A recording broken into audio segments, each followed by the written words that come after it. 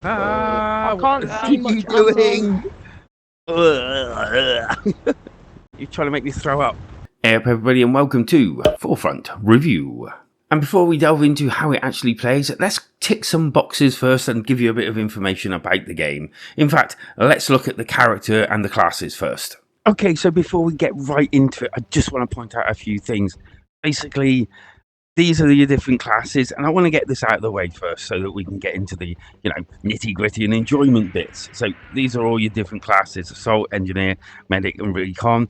Assault has more, machine guns, things like that. Engineers can help fix machinery, like helicopters, and they also have gadgets like a bazooka. Medic can heal. There you go. And Recon is sniper and also a zipline. And trust me, each of these do actually come in useful, and people do actually play the different parts. And then you've got your actual soldier, and this pretty well tells you what you're leveling up. So each of these you level up individually. So the more you play one, the more it goes up, the more different weapons and gadgets that you get to gain for them. At the moment, there's only server browsers, but we have got quick play coming and also sandbox, which does actually intrigue me, coming soon as well. Within the server browser, you also get to choose. Wow, there's a lot of people online right now. So if you're scared of this not being that popular, take a pretty decent gander here. And it doesn't take too long to get into the games. So you've got Rush and Conquest at the moment, several different maps. And I'm just going to slip into Paradise because for my mind, that is the best map so far.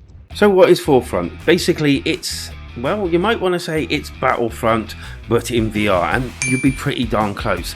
You get to drive different vehicles, and I don't mean just the odds like quad bike here and there.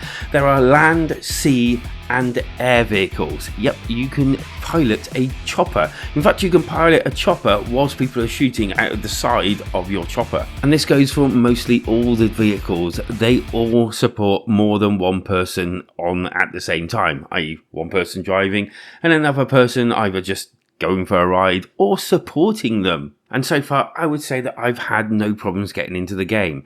The one negative that I may say is it's slightly laggy here and there, and I'm playing on the Meta Quest 3, but it's not all the time, and I would say not all the actual maps either. Oh, and on occasions when you're trying to get into the game, it sometimes pushes you out, so you have to go back in again. This happens now and again. It is a little bit annoying, but I can guarantee at the moment I'm getting a game 9 out of 10 times. As a whole, I would say the community at the moment seems pretty decent, probably because it's a paid game rather than a free-to-play game, so it kind of gets rid of some of those people that just want to go online and just lark about, in an annoying way. But as a whole, I actually found the community quite helpful. They were actually playing their parts, medics doing what medics need to do, engineers, blah, blah, blah.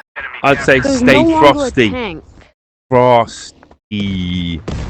And there's also that almost seriousness, but not seriousness about it.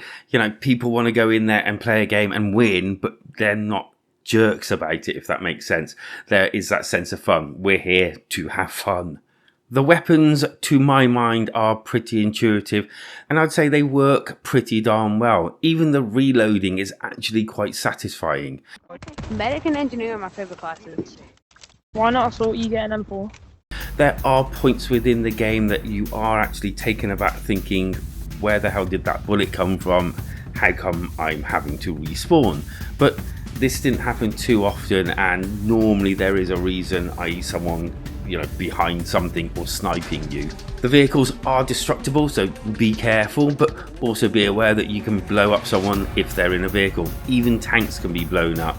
The actual buildings can be taken apart with the well-placed grenade or even rocket launcher or a vehicle that has something to that description. This really does ramp up the tactics and gives the whole game a different feel to it. Although I will say the actual destructible buildings aren't spectacular, but it does actually work rather well.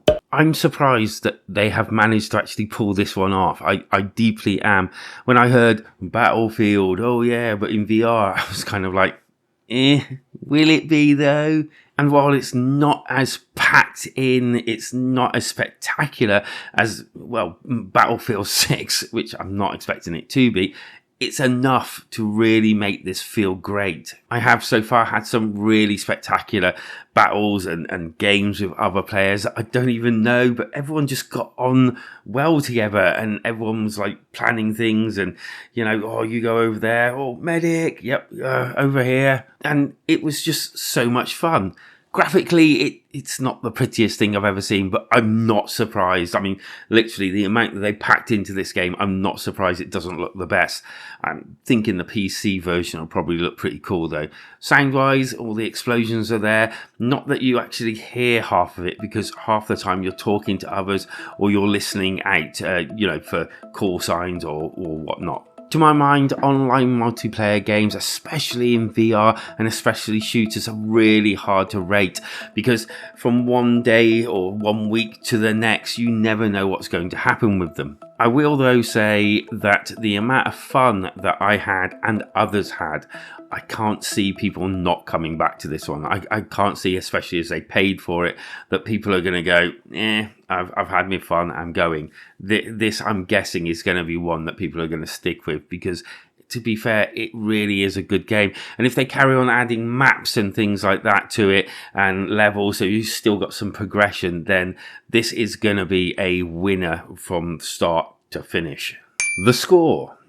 As I said, it's hard to rate, but I'm going to do it anyway. And obviously, I can only rate it from what I see and what I've played so far.